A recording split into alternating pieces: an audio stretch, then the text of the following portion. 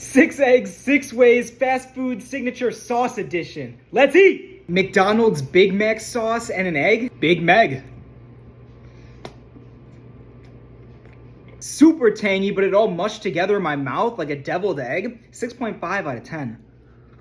Chick-fil-A sauce, egg, Chick-fil-A. It's tough. I've just never been a Chick-fil-A sauce fan. 4 out of 10. Wingstop ranch, egg, winged egg. Just so milky and smooth. 7.8 out of 10. Dave's sauce, egg, a Dave's seg. It's light, tangy, tastes like seg. 7.5 out of 10. Culver's sauce, egg, a Colleg.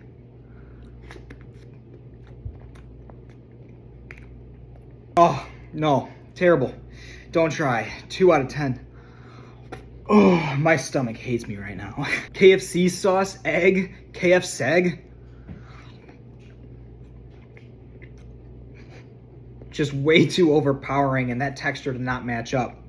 3 out of 10.